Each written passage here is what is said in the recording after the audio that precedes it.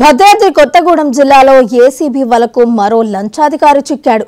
ఓ వ్యక్తి నుంచి 25,000 లంచం తీసుకుంటుండగా వ్యవసాయ శాఖ అసిస్టెంట్ డైరెక్టర్ నరసింహారావును రెడ్ హ్యాండెడ్ గా పట్టుకుని అదుపులోకి తీసుకున్నారు.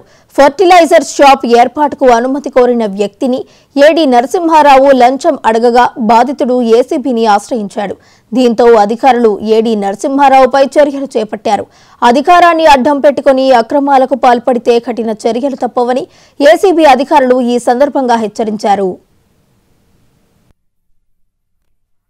నా పేరు Y Ramesh, DSP ACB Khammam Bhadradri Kothagudem ఇస్తాను. ఈరోజు మనం కొత్తగూడెంలో అసిస్టెంట్ డైరెక్టర్ అగ్రికల్చర్ ఆఫీస్ వాళ్ళ ఆఫీస్ దగ్గర ఉన్నాం. ఈరోజు ఇక్కడ పనిచేసినటువంటి ADA assistant director of agriculture U Narasimharao గారు 25,000 ఒక ఫర్టిలైజర్ షాప్ ఓనర్ దగ్గర నుంచి బ్రైబ్ అమౌంట్ తీసుకుంటాం అంటే ఏసీబీ మేము మా సిబ్బంది అందరూ కలిసి రెడ్ హ్యాండ్గా పట్టుకున్నాం.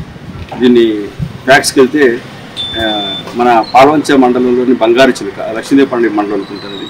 లక్ష్మీదేవపల్లి మండలం బంగారు చిలుక గ్రామంలో ఫర్టిలైజర్ షాప్ ఒకటి రన్ అవుతుంటుంది, లైసెన్స్డే అది. అయితే వాళ్ళు ఈ మధ్య యూరియా అమ్మకాలు జరుపుతున్నారని చెప్పేసి వాళ్ళ దగ్గరికి వెళ్ళినటువంటి ఏడీఏ గారు వాళ్ళ సంబంధించిన కాగితాలు అవి చూపించమన్నారు. అవి తీసుకుని ఆఫీస్కి రమ్మన్నారు. వాళ్ళు ఆ కాగితాలు తీసుకుని ఆఫీస్కి వచ్చిన తర్వాత వాళ్ళని ఒక 50,000 రూపీస్ డిమాండ్ చేయడం జరిగింది. మీ దగ్గర ఓ ఫామ్ లేవు, ఇన్వాయిస్ ప్రాపర్గా లేవని చెప్పేసి వాళ్ళు ఎప్పుడైతే 50,000 వాళ్ళు రిక్వెస్ట్ చేశారు. మేము అంత ఇచ్చుకోలేమంటే కూడా ఆయన ఇవ్వకుండా ఖచ్చితంగా 50,000 ఇవ్వకపోతే మీ షాపు లైసెన్స్ క్యాన్సిల్ చేస్తామని వాళ్ళని బెదిరించడం జరిగింది. వాళ్ళు వెంటనే ఆ లంచం అమౌంట్ ఇవ్వడం ఇష్టలేక మా ఏసీబీని సంప్రదించడం జరిగింది. ఇమీడియట్గా ఏసీబీ రంగంలో దిగింది. వచ్చిన తర్వాత మళ్ళా వాళ్ళని వెళ్ళిన తర్వాత వాళ్ళ డిమాండ్ రికార్డింగ్ చేయడం జరిగింది. ఫస్ట్ 50,000 అడిగినటువంటి ఆయన వీళ్ళు రిక్వెస్ట్ చేసిన తర్వాత దాన్ని 30కి, తర్వాత మళ్ళీ ఇంకా రిక్వెస్ట్ చేస్తే 25,000కి వచ్చారు.